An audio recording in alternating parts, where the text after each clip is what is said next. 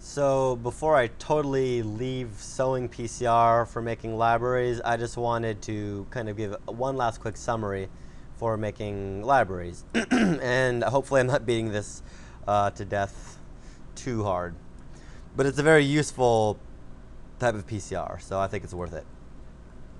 So this is just going to be a real quick run through. Going to be omitting all the details. So we start off with double-stranded piece of DNA.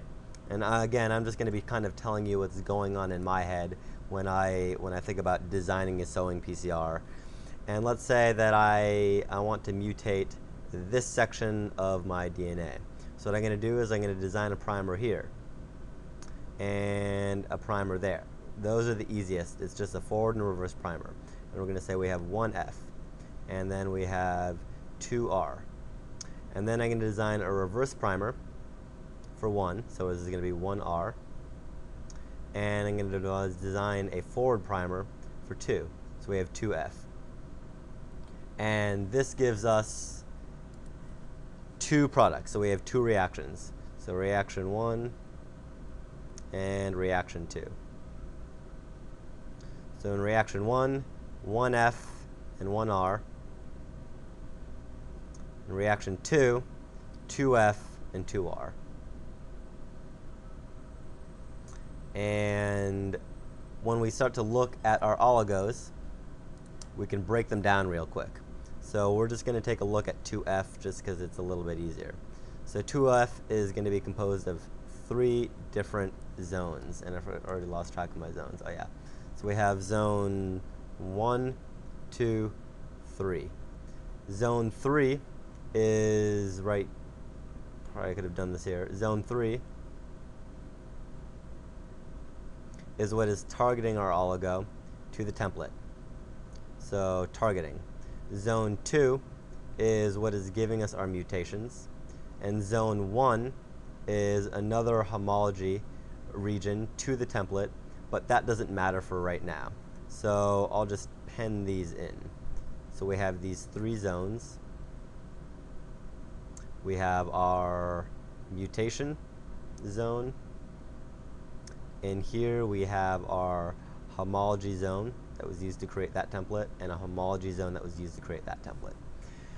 And then we have a homology zone that will be used for the actual sewing PCR right here. And that comes in the next step. So I would say that step 1 is make your oligos. Step 2, run the PCR. Step 3 is going to be to run the actual sewing PCR. So we're going to label the important fragments of DNA. And then we're just going to draw those. So during the actual sewing PCR, we go up to 95 degrees, we denature all of our DNA, and then we come back down to 55. Our DNA starts to anneal. A lot of our DNA is going to look like what we get out of reaction 1 and reaction 2. That's going to be the majority of it. But every now and again, or actually not every now and again, but quite a bit, we're going to be getting pieces of DNA that are hybrid. So we're only going to be looking at those special cases. So we're going to get rid of that strand. We're going to ignore this strand as well. And we're just going to look at what happens when we get 2 fragments annealing at that overlap section.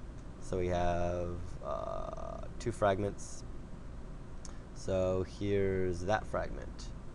And here is that fragment. And then let's just draw in our sections, just for clarity.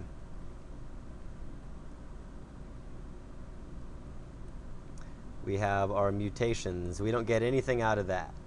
And oops, I forgot my 5 primes and 3 primes. So we have 5, 3, 3, and 5. So our section 1 is going to be making some homology here. So maybe it doesn't even help to think about section 1. So ignore section 1. Our 3' end of the important single-stranded piece of DNA is going to be binding to somewhere in this bottom piece of DNA's coding sequence. And the same thing is happening over on this end. This 3' end is going to be binding somewhere to this single strand pieces of DNA. So we have homology, and then we have our mutations, our ends, and then we have more homology. And this is kind of the structure of the DNA that we get. We get this mostly single-stranded. This is probably going to be, 500 base pairs on either side. I don't know, I'm just pulling that number out of nowhere. So 500 BP, we have about 20 base pairs on either side of this, and then maybe we have 5 base pairs in the middle. So it's kind of a hybrid of single-stranded and double-stranded, and we have a bunch of mismatches in the center, but that's no biggie. So then off of this, we're going to be able to extend the 3' end. So this overlap gets extended as the name suggests. So we have an overlap extension. This overlap gets extended in this way. And now we have a whole chunk of DNA, which can be amplified by PCR. So when we add in new oligos, this can be amplified by PCR. So we can also imagine that our oligos would bind to our original templates, which they will, and they're going to start polymerizing in this direction.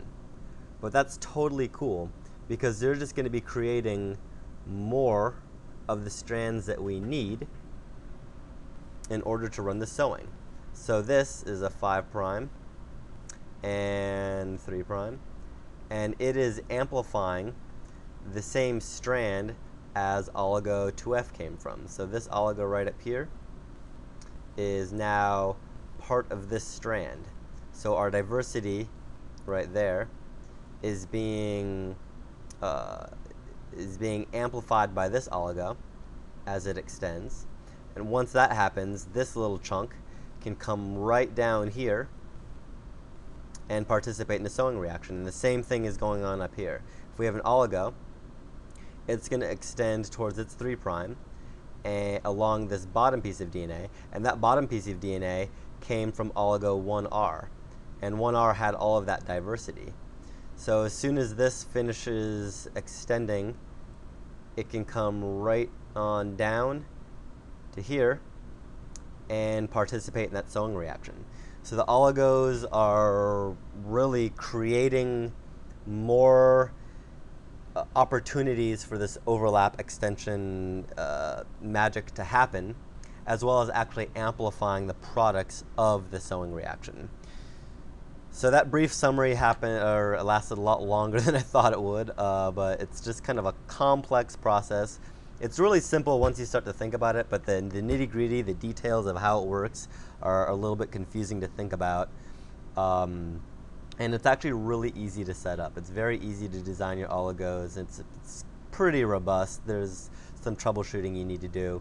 But if you need to make an RBS library, or if you want to knock some things out, it's just a great way to do it. So hopefully you guys are less confused, or maybe you are more confused. If you are, just shoot me some questions and I'll try to answer them to the best of my ability.